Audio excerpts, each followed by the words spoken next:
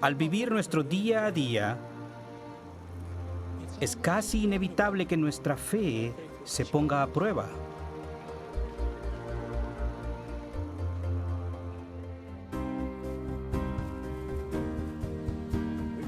A veces estaremos rodeados de otras personas y sin embargo seremos la minoría. O incluso los únicos con un criterio distinto en cuanto a lo que es aceptable y lo que no.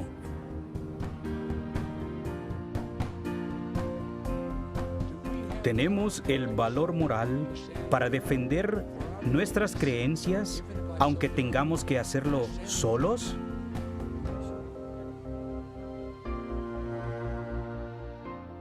Es esencial que seamos capaces de enfrentar con valor cualquier desafío que se nos presente. Atrévete a ser mormón. Atrévete, lo justo debes defender. Atrévete a tener resolución. Atrévete a darlo a conocer. Ruego que siempre seamos valientes y estemos preparados para defender lo que creemos. Y si tenemos que estar solos en el proceso, que lo hagamos con valor, con esa fortaleza que viene del conocimiento de que en realidad nunca estamos solos cuando estamos con nuestro Padre Celestial.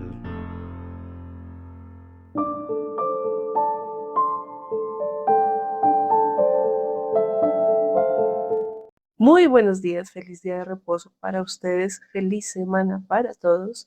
Bienvenidos a esta clase de Ven, Sígueme del Antiguo Testamento. Antes de empezar, recuerda suscribirte aquí al canal si aún no lo has hecho, Fe en Cada Paso. Y también seguirnos en todas nuestras redes sociales, nos encuentras como Fe en Cada Paso. El día de hoy estudiaremos un libro completo, pero son solo 10 capítulos y son muy pequeños, de una historia apasionante, una historia como dramática, incluso política, que nos demuestra cómo confiar en Dios, así no lo veas, es la mejor herramienta cuando estás en dificultades. Hoy vamos a estudiar el libro de Esther.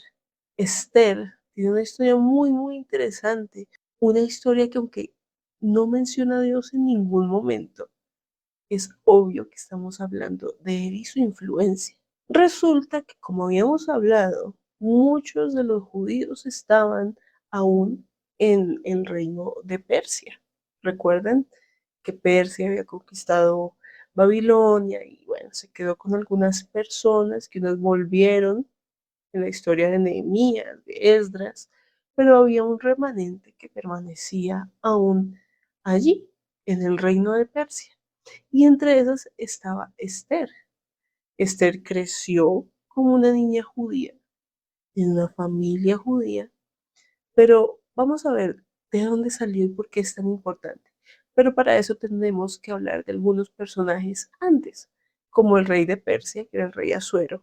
Él ya estaba casado, ya había una reina ahí, pero ¿qué pasó con esa reina? Resulta que el rey Asuero tenía una esposa llamada Basti, la reina Basti.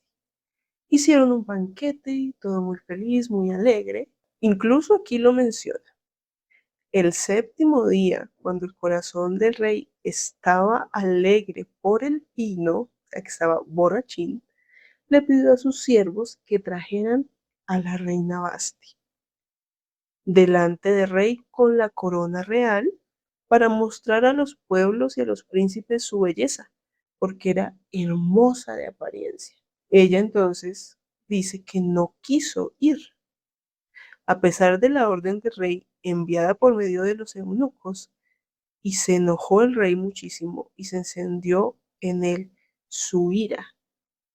Entonces, al ella no querer obedecer, en ir, no hay una razón, no dice por qué ella no quiso, pero podríamos pensar, bueno, exhibir a la esposa frente a un montón de hombres, o simplemente ya no quiso, o simplemente sintió que no era.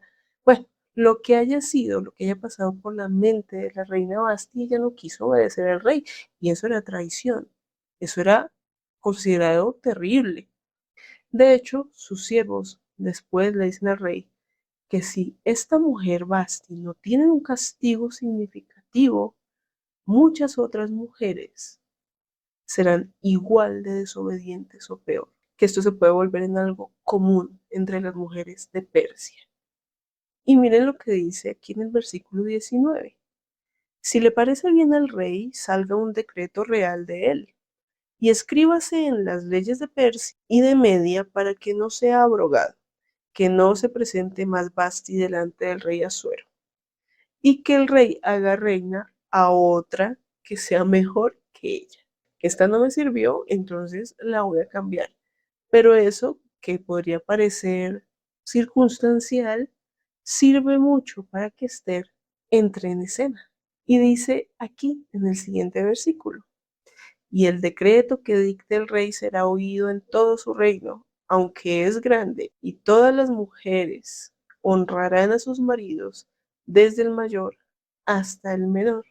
Ustedes saben que en esa cultura, incluso se ve hoy en mucho de lo que queda de ellos, hay una cultura bastante fuerte con las mujeres. Las mujeres no tienen mucha voz ni mucho voto. Las mujeres deben estar en silencio. Eso realmente hoy para nosotros como iglesia eso no existe, ¿no? Sí, hay una realidad y es que el hombre preside en el hogar como el patriarca del hogar, pero no quiere decir que las mujeres somos sumisas o debemos estar apagadas y que debe ser lo que él dice constantemente. No, eso no existe. Trabajamos en consejo. Somos el consejo del esposo y la esposa. Es el primer consejo. Es un consejo, no es una dictadura. Entonces eso no existe, pero en la época y bueno, lo que les decía, todavía en algunos lugares se preserva la mujer calladita es más bonita, pero pues eso no está bien. Sin embargo, pues el rey así lo decretó y entonces empieza la búsqueda de otra reina. Empiezan a buscar dentro de las jóvenes vírgenes del reino. Y nombre el rey personas en todas las provincias de su reino que reúnan a todas las jóvenes vírgenes de buen parecer en la ciudadela de Susa, en la casa de las mujeres bajo la custodia de Gai, eunuco del rey, encargado de las mujeres dándoles sus atavíos. Y la joven que agrade a los ojos del rey reine en lugar de Basti. Y esto agradó al rey y lo hizo así. Entonces ahí es donde aparecen los protagonistas de esta nueva historia. Y aquí ya aparece Mardoqueo. Y él prácticamente crió a su prima, Esther. Dice aquí, y había criado a Adasa, es decir, Esther. Y si vamos a la letra de ahí abajito, dice que es mirto. O sea, el nombre es mirto, que es una planta que podría significar la belleza, porque Esther era una mujer muy bella. Pero el nombre de ella, Esther, es el nombre persa que tuvo allí, que significa estrella, porque ella, Esther, no tenía padre ni madre, y la joven era de hermosa figura y de buen parecer. Y cuando su padre y su madre murieron, Mardoqueo la tomó como hija suya. Entonces varias jóvenes fueron llevadas ante el rey Asuero, y entre esas iba Esther. Pero aquí hubo un flechazo. Y la joven agradó a sus ojos y halló gracia delante de él, por lo que se apresuró a darle sus atavíos y sus alimentos especiales, dándole también 7 doncellas aptas de la casa del rey, y la llevó con sus doncellas al mejor lugar de la casa de las mujeres. Entonces le gustó Esther, y ahí llegó a ocupar el lugar de reina, sin saber que ella era judía, porque dice Esther no declaró cuál era su pueblo ni su parentela, porque Mardoqueo le había mandado que no lo declarase. Claro, podía haber problemas si decía, ¿no? Mejor no lo diga. Y llegó a ser la reina junto con el rey Asuero. Y uno puede llegar a pensar que son las casualidades de la vida. Pasa una cosa con la reina Basti, entonces llega esta joven porque es bonita y el azar. Pero para Dios no hay azar, jamás. Él no juega a los dados y mira a ver qué pasa con un hijo o con el otro. Hay un plan realmente diseñado para cada uno, solo que a veces no nos damos cuenta. A veces pensamos que nuestra vida no tiene un propósito real. Dios sabe dónde nos pone y en qué momento. Yo me he puesto a pensar por qué yo nací en Colombia y por qué yo nací en la época en la que nací. Todo eso tiene una razón de ser que hoy no me es conocida, porque no lo sé. No sé cuál es la razón, por qué no nací en Irlanda, por qué no nací en Rusia, qué sé yo, por qué fue en Colombia. Todo tiene una razón de ser y algún día lo sabremos. Él nos pone donde sabe que debe ponernos. Cuando abrimos nuestro corazón, nuestra mente y entendimiento y todo para ser solamente su instrumento. Y ya, lo que tú quieras seré, a donde vayas iré, yo soy tuyo. Miren lo que dijo el presidente Uchtdorf al respecto. Tal vez sientan que hay otras personas con mayor capacidad o experiencia que podrían cumplir con los llamamientos y asignaciones de ustedes mejor de lo que ustedes lo pueden hacer. Pero el Señor les dio sus responsabilidades por una razón. Es posible que haya personas y corazones a los cuales solo ustedes pueden llegar y conmover, y que nadie pueda hacerlo de la misma manera.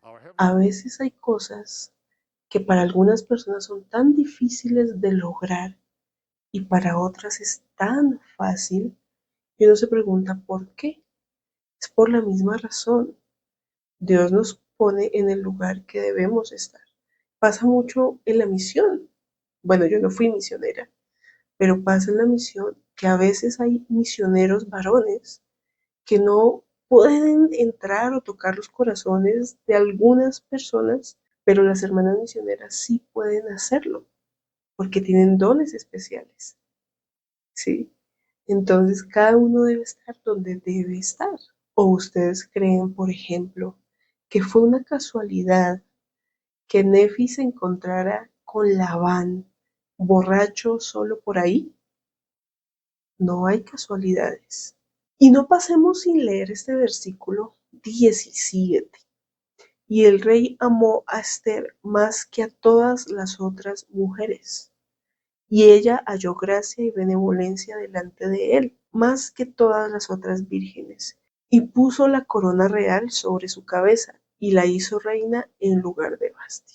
Entonces viene una parte después de ciertos desafíos, porque Mardoqueo obviamente buscaba los intereses de su pueblo, de los judíos, y no estaba muy a favor de muchas cosas que el rey y sus trabajadores, sus siervos, hacían. Entonces llega un momento en que hay un hombre muy poderoso, mano derecha del rey Asuero, llamado Amán, un hombre lamentablemente muy orgulloso, un poquito pendenciero.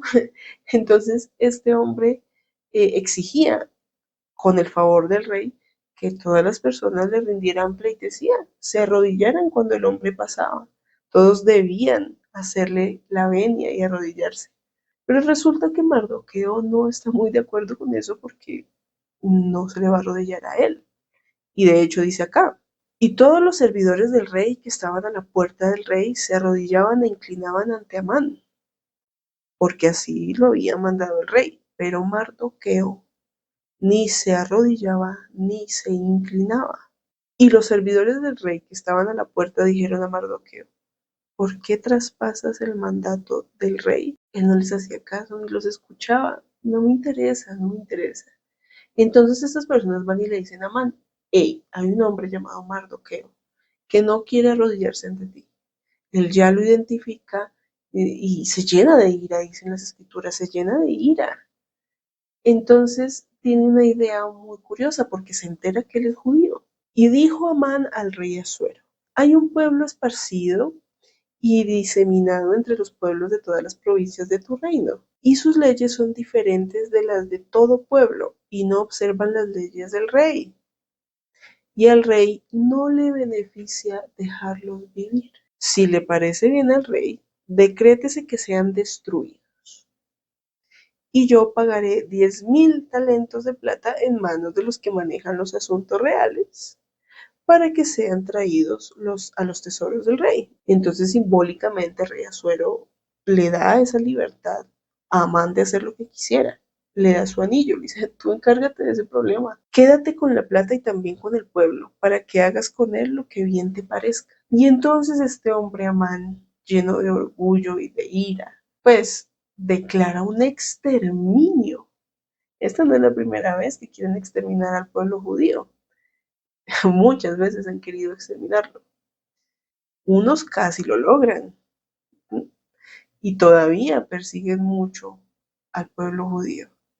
Es una persecución de toda la vida. Y fueron enviadas cartas por medio de mensajeros a todas las provincias del rey para destruir, matar y exterminar a todos los judíos, tanto a los jóvenes como a los ancianos, a los niños pequeños y a las mujeres, en un solo día, el día 13 del mes duodécimo, que es el mes de Adar. Eso me trae recuerdos de los tiempos de la restauración, ¿recuerdan? Este personaje que hizo una declaración para el exterminio de los santos de los últimos días. Uno se pregunta, ¿no? ¿Por qué el pueblo del Señor siempre sufre tanta persecución? Y obviamente hay ignorancia, pero además hay temor, porque las personas que somos creyentes somos para muchas otras ideologías personas fuertes, personas a derrotar, personas que pueden tener mucha influencia en contra de sus ideas. Por eso persiguen tanto, no solo a los judíos, sino a las personas creyentes, porque nos gusta pensar en algo más. Pero a las personas del mundo que realmente están consumidos por Babilonia, consumidos por el mal, las personas que creen son enemigos naturales. Tal vez hoy no te persigan, literalmente. Tal vez hoy no haya un acta de exterminio, por ahora. Tal vez hoy no, pero sí hay maneras en que nos persiguen. Y ahí es donde tenemos que ser un poco fuertes y marcar la raya y defender nuestras creencias, como muchos otros lo han hecho. Amán era un hombre totalmente lleno de odio en su corazón. Y se habla aquí del orgullo. Del orgullo hablamos continuamente porque es esa cuñita en nosotros que no nos deja progresar. El orgullo es grave.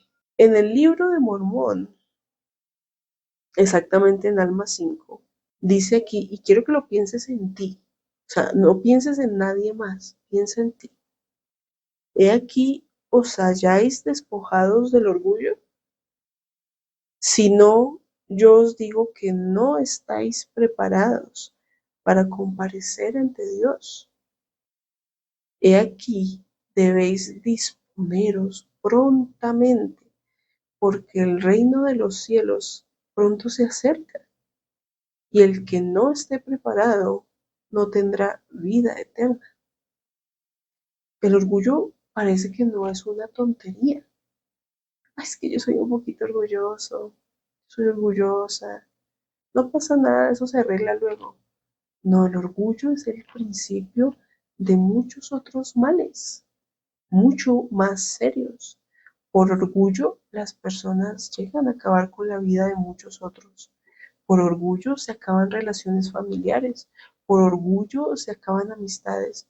Por orgullo se destruyen cosas.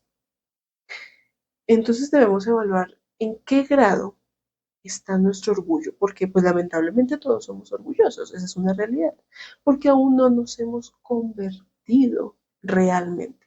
Somos discípulos hasta cierto punto porque por orgullo esas cosas yo no las cumplo. Somos selectivos en lo que obedecemos y lo que no, eso se llama orgullo. Todos tenemos cierto grado de orgullo. Revisemos en dónde está el nuestro. ¿Nos está haciendo bien? No lo creo. Seguramente nos estará haciendo mucho mal. Bajemos un poquito las armas, todos. Todos vivimos a la defensiva. Siempre algo que se dice es en contra mío o en contra de algo que me gusta. Siempre estamos tratando de defendernos todo el tiempo. Eso es orgullo. Hay que dar pasos serios, tener la disposición, lo que es en el libro de Mormón, estar dispuestos a dejar eso porque es que vendrá el Señor y un orgulloso no va a estar ahí. Evitemos el orgullo, que es un veneno. Miren lo que causó en Amán. Este hombre no se arrodilla ante mí, entonces vamos a exterminar a ese pueblo. Resulta que Mardoqueo ve el decreto, se da cuenta de la situación, van a destruir a su pueblo. Entonces, ¿qué vamos a hacer? ¿Vamos a dejar que se destruya o vamos a hacer algo para que no pase? Dice aquí, cuando supo Mardoqueo todo lo que se había hecho, rasgó sus vestidos y se vistió de cilicio y de ceniza, y se fue por en medio de la ciudad clamando con grande y amargo clamor. Vestirse de cilicio o de ceniza no es algo que solo se ve en este caso. Daniel también se vistió de ceniza, Jonás, Job también. ¿Y qué significa eso? Era ponerse una prenda que demostrara que yo estaba humillado, o sea, que sentía dolor, aflicción, tristeza. No es algo que se use ahora ni que se hubiese usado tanto en el Nuevo Testamento, ya que el Salvador enseñó que más allá de los elementos externos, como la ley, Moisés lo decía, más que eso era un cambio de corazón, era un corazón quebrantado, un espíritu contrito, ¿cierto? Bueno, eso hizo Mardoqueo. Se vistió de cilicio, se vistió de ceniza para demostrar que había gran dolor en su ser. Y él va y se presenta, quiere buscar al rey, pero no lo dejan porque no se puede. Entonces caen en un dolor, sin embargo no se quedan ahí porque los judíos empiezan a orar y ayunar, buscando pues ayuda para saber cómo manejar esta situación. Entonces Esther se da cuenta porque Mardoqueo está alrededor del castillo que está vestido de cilicio y de ceniza y manda a preguntar qué es lo que pasa, por qué tiene puesto eso. Y Mardoqueo le declaró todo lo que había acontecido y le dijo de la plata que Amán había dicho que pagaría a los tesoros del rey a cambio de la destrucción de los judíos. Le dio también una copia del texto del decreto. Entonces, claro, pues Esther al enterarse de esto quedó preocupadísima. Dice Mardoqueo que le manifestó a Esther, no pienses en tu alma que estando en la casa del rey, solo tú escaparás entre todos los judíos, porque por ti también van a ir, eres judía, solo que no lo has dicho, porque si permaneces callada en este tiempo, el alivio y la liberación de los judíos surgirán de otra parte, pero tú y la casa de tu padre pereceréis. Y quién sabe si para esta hora tú has llegado al reino. No sabemos por qué tú estés ahí. Tal vez eres tú la llamada a ayudarnos. Y miren que sí funciona así. A veces, les repito, estamos en situaciones que no son sencillas, pero no sabemos por qué estamos ahí. ¿Habrá un propósito? ¿Habrá una razón de peso? ¿Seremos el elemento que necesita el Señor para llevar a cabo su obra? Sin duda será así. Sin duda ya fue puesta para eso. Y lo mismo hemos observado desde que empezamos a estudiar este curso. Miren a José, ¿se acuerdan? José fue vendido por sus hermanos y cayó a Egipto y se convirtió en uno de los más poderosos después de Faraón y fue la pieza principal para alimentar a su pueblo. José estaba allí por una razón, por la misma razón que Moisés también estaba allí, al lado de Faraón, para liberar a su pueblo. Y cuando nos ponemos a mirar todo lo que hemos estudiado este año, ellos han estado ahí porque debían estar ahí. Mardoqueo le dice, si no es por ti, vendrá la liberación por otra parte, porque el pueblo de Dios será bendecido. Va a haber liberación. Pero ¿qué tal seas tú, esa persona que el Señor está buscando para esto? Es fascinante. Y cuando pensamos también en el libro de Mormón, en las muchas historias, pensamos en las historias de la restauración, vemos que todo el plan de Dios está milimétricamente organizado para funcionar de una u otra manera. siempre va a ganar, siempre va a funcionar. A veces hay piezas en el juego, unos de nosotros que no nos tomamos esto en serio y que no queremos obedecer, entonces salimos, no, no eres tú la persona que yo necesito, voy a poner a otra. Así es. Entonces yo creo y siento el deseo que todos entendamos que somos herramientas en sus manos y debemos tener la disposición de obedecer sin ni siquiera saber qué viene en el futuro. Todo está organizado, por eso no hay que temer y no hay que dudar. Entonces a esta situación tan difícil había que agregarle algo más. Y eso está en el versículo 11 del capítulo 4.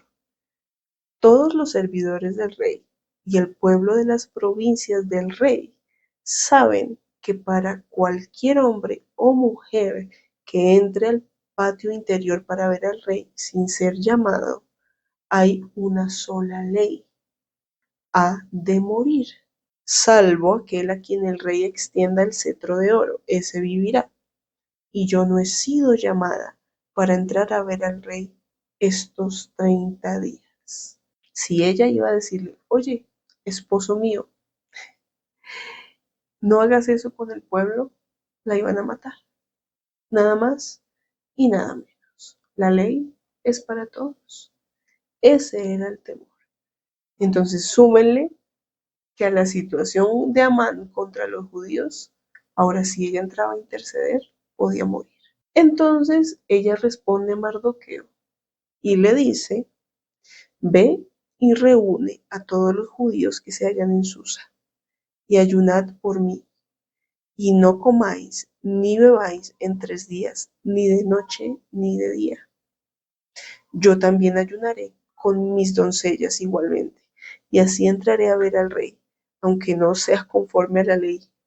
Y me encanta esto que dice al final. Y si perezco, que perezca. ¡Ah! Poderosa. Si me muero, pues que me muera. Pero aquí estoy defendiendo lo que creo que es correcto. Tremenda mujer, enfrentándose a una ley bastante sanguinaria. Si perezco, que perezca, no me importa. Impresionante esta mujer, me encanta, me encanta. Y me encanta esto que menciona del ayuno, el poder del ayuno. Ya en esa época era importantísimo, lo hemos visto en las escrituras, incluso el mismo Salvador Jesucristo ayunó 40 días con sus noches. Es algo sorprendente porque nosotros, como instrucción, ¿cierto? Como invitación, debemos ayunar una vez al mes, el primer domingo de cada mes, que es dejar de comer por 2 comidas. Ese es un ayuno de 24 horas. Yo como en la noche, digamos la noche del sábado, no desayuno, no almuerzo y como hasta la noche. Sencillísimo, pero imagínense 40 días con sus noches y este ayuno que propone Esther, 3 días con sus noches. El ayuno es un arma poderosísima cuando queremos entrar en comunión con Dios mucho más, de una manera mucho más devota, más ferviente. Si bien en los últimos años se ha descubierto que el ayuno es maravilloso, que el ayuno intermitente es una cosa impresionante que ayuda al cuerpo, sí, el ayuno ayuda al cuerpo muchísimo, porque todo lo que nosotros comemos, sea bueno o a veces es muy malo, tiene consecuencias en nuestro organismo y poner al cuerpo en reposo en un momento es valioso para el cuerpo, ¿sí? Pero más allá del beneficio físico del ayuno, es el beneficio espiritual. En la guía para el estudio de las escrituras dice, el propósito del ayuno es acercarse al Señor e invocar sus bendiciones. Cuando se ayuna, ya sea individualmente o en grupo, también se debe orar para comprender la voluntad de Dios y para desarrollar mayor fortaleza espiritual. Los verdaderos creyentes siempre han practicado el ayuno. En este caso, de esta historia, el ayuno no era para que quitaran el decreto. El ayuno no era para que Amán cediera. El ayuno no era para para nada más sino exclusivamente para que le fuera bien a Esther al entrar donde el rey, que tuviera el valor, las palabras, ¿cierto? Que tuviera, hallara esa gracia del rey Asuero que permitiera que no la mataran. Era una petición justa y así lo hacen. Ayuna al pueblo, ayuna a ella, ayunan sus doncellas y oran, porque un ayuno sin oración casi casi no es nada, ¿no? Un ayuno sin oración es como que estoy aguantando hambre y ya. Entonces la invitación es a revisar cómo están nuestros ayunos. Creo que es una de las prácticas un poquito más difíciles de cumplir. No sé si les pasa a ustedes, a mí me pasa que particularmente el día de ayuno, que para mí es el domingo, hay personas que ayunan el sábado por ciertas facilidades, me ha parecido mucho mejor el domingo porque uno está en ese ambiente, ¿no? El sábado a veces uno está con ruido en casa, sale a la calle, está expuesto a cosas, mientras que el domingo uno está como más concentrado en lo que es. Por eso considero que para mí el domingo es mucho más eficaz ayunar. Y si ustedes dirán, yo no puedo ayunar porque yo tengo esto, aquello, está bien. No hay problema si no puedes ayunar por cuestiones de salud. No hay problema. El Señor sabe tu situación y conoce tu buena disposición a ayunar. No hay problema. Pero en la medida de nuestras posibilidades, ayunemos. Ayunemos. Tal vez no vamos a poner a nuestros niños pequeños a ayunar, porque están pequeños. Pueden empezar con un medio ayuno, con algo pequeño, para que vayan obteniendo la práctica y el deseo de hacerlo más adelante. Porque cuando no enseñamos a nuestros niños desde pequeños a hacer ciertas cosas, cuando sean adolescentes o ya más jóvenes, jóvenes adultos, les va a costar mucho más. Entonces es mejor desde chiquitos, desde a poquito ir enseñando. Y la práctica del ayuno, como dice la guía para el estudio de las escrituras, es una práctica de los verdaderos creyentes. ¿Ah? Es fuerte. El verdadero creyente ayuna. Pero volvamos a la historia. Y se viene la escena más dramática de la historia. Llega el momento en el que Esther se va a enfrentar a su esposo, el rey Asuero. Eso parece película. Y aconteció que al tercer día, muy simbólico también, se vistió Esther con su vestidura real y entró en el patio interior del palacio del rey frente a los aposentos del rey. Y estaba el rey sentado en su trono real en la sala real frente a la entrada del palacio. Y sucedió que cuando vio a la reina Esther, que estaba en el patio, ella halló gracia ante sus ojos.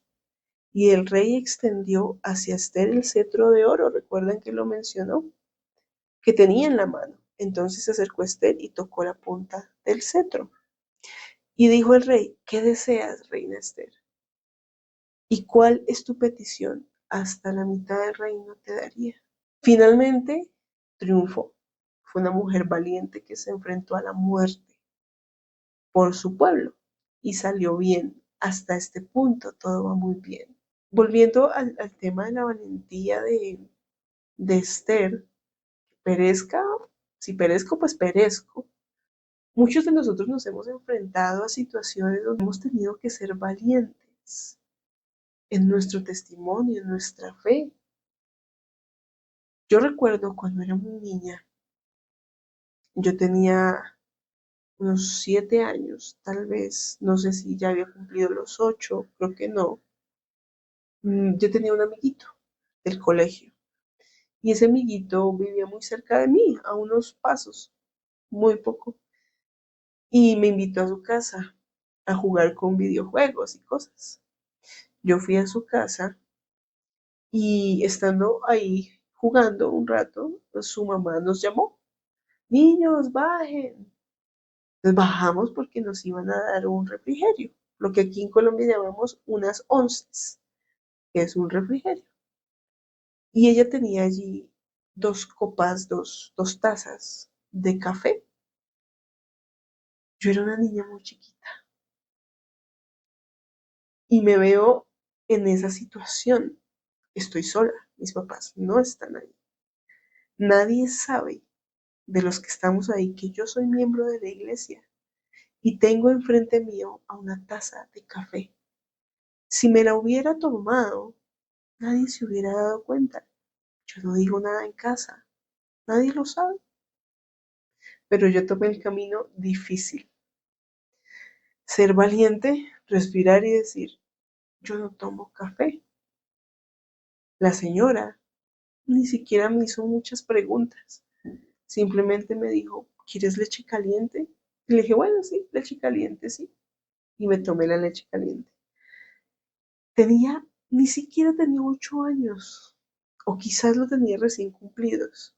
Yo era una niña y me empiezo a enfrentar a estas situaciones. Años más adelante, ya con 17 años, me enfrento a una fiesta del colegio, donde a todo el mundo le están dando alcohol. Incluso los profesores están algo borrachos.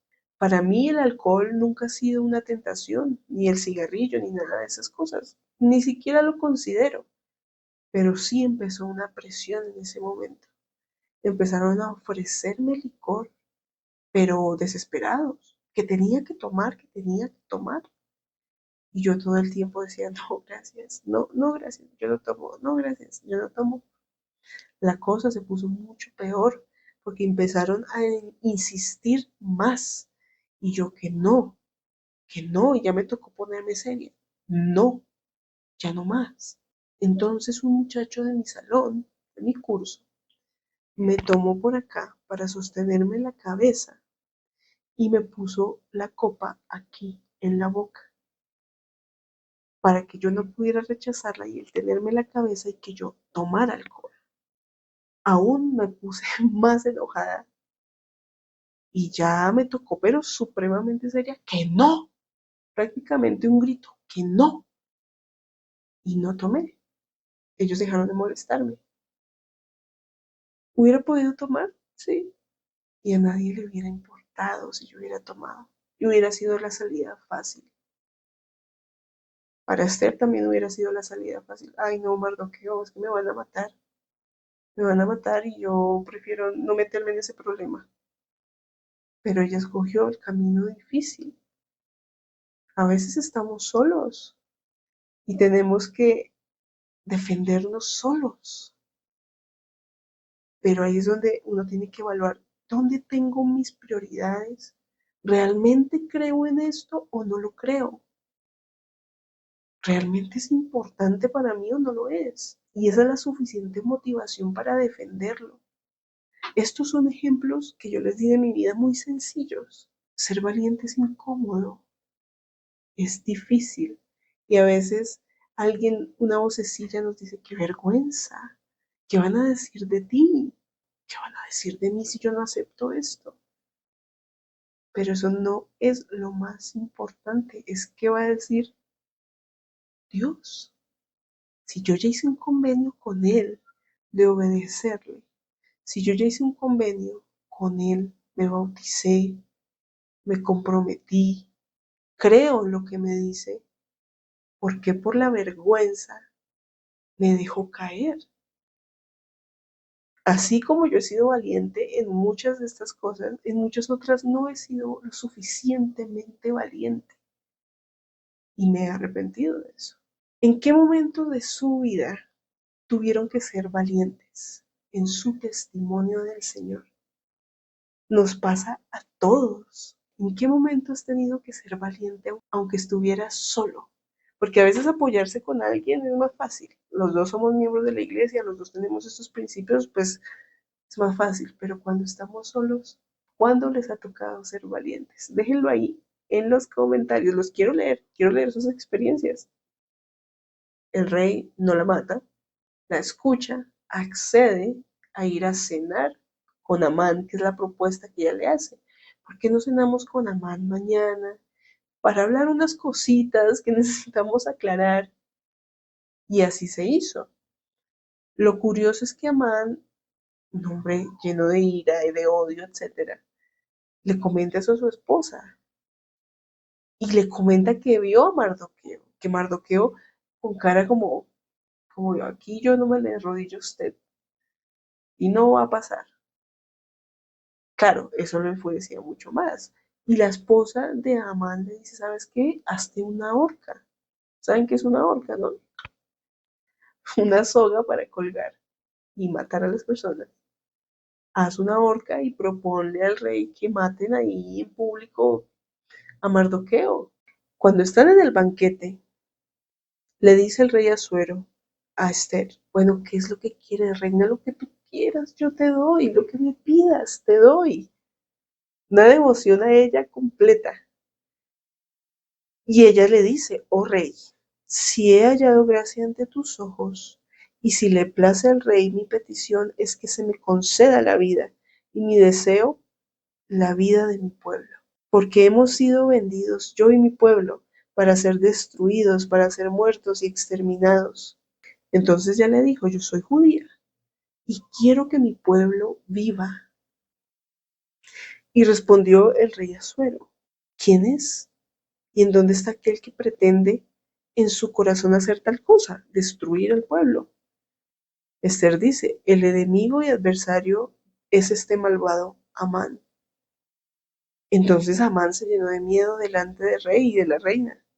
Y se levantó el rey del banquete del vino en su ira, y se fue al huerto del palacio y se quedó Amán para suplicar a la reina Esther por su vida, porque vio que el rey estaba resuelto a hacerle mal. Perdóname, reina, no era mi intención hacer esto. Después de eso, resulta que esa horca para Mardoqueo terminó siendo la horca de Amán. ¿Qué giro dio esta historia? Así colgaron a Amán en la horca que él había hecho preparar para Mardoqueo, y se apaciguó la ira del rey. Los invito a que puedan terminar de leer la historia, leerla toda completa porque es fascinante. Como les decía al principio, es un libro que no menciona a Jehová, que no menciona a Dios, pero que obviamente está enfocado en Él, en guardar sus mandamientos, en serle fiel. Así que vale la pena estudiar el libro de Esther y que podamos aprender de ella a ser valiente, acudir al ayuno, a las herramientas que nos da el Señor para acercarnos a Él. No solo el ayuno, la participación los domingos en la iglesia, la Santa Cena es otra herramienta, los templos, toda forma de adoración y de servicio son herramientas para que nosotros podamos sentirnos más cerca de Él.